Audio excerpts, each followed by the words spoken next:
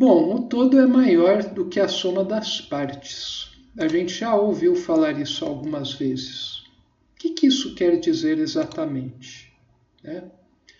Bom, a gente tem aqui uma questão sistêmica que a gente vai estar explorando um pouco mais aqui. Então veja bem, existem forças antagônicas, as forças antagônicas, né, forças que se digladiam para se interagirem, elas parecem uma tragédia isso, né? Só que elas só existem como um momento da criação no relativo. Isso está no livro.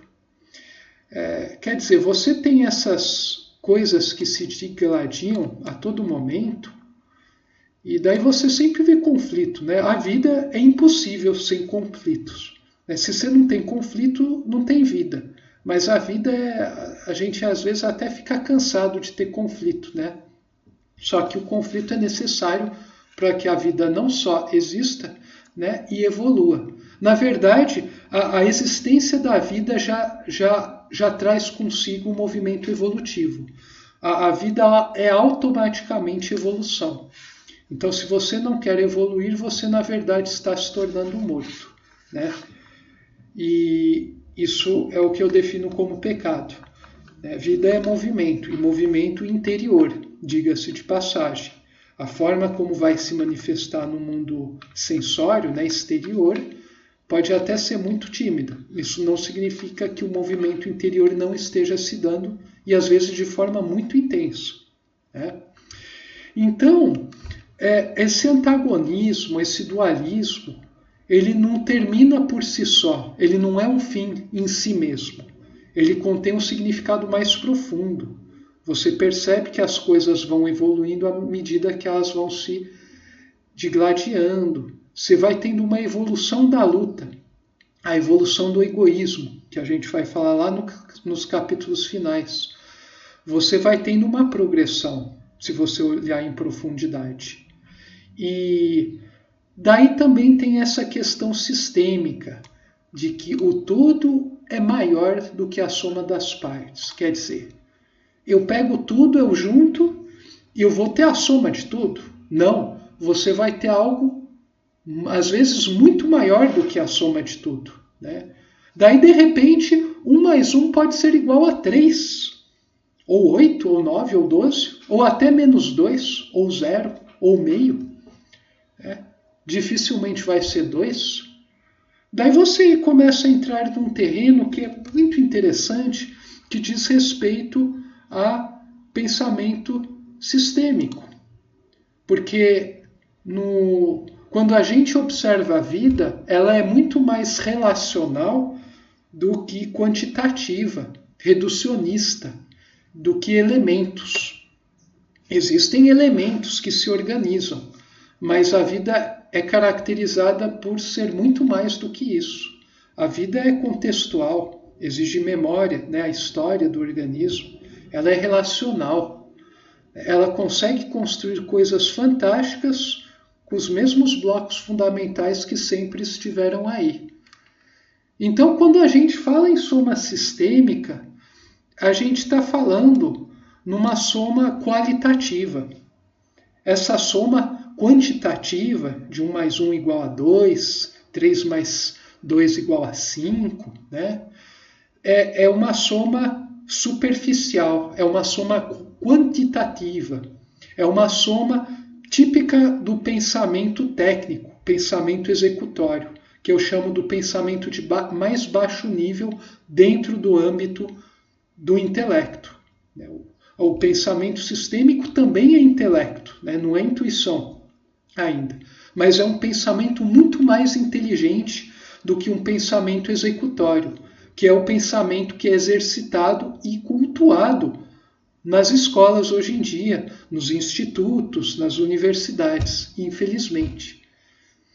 E isso é muito interessante, né? Porque você vai observando as pessoas, às vezes a pessoa se alça, não, nós temos que transcender, temos que superar, temos que fazer diferente.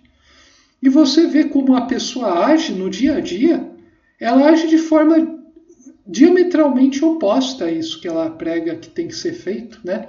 Ela é uma pessoa que está presa no pensamento executório, só que ela tenta travestir esse agir pensante, pensamento sistêmico, um pensamento mais profundo, filosófico, né? A pessoa até ainda às vezes fala de intuição sem nem ter passado, nem saber o que significa, né?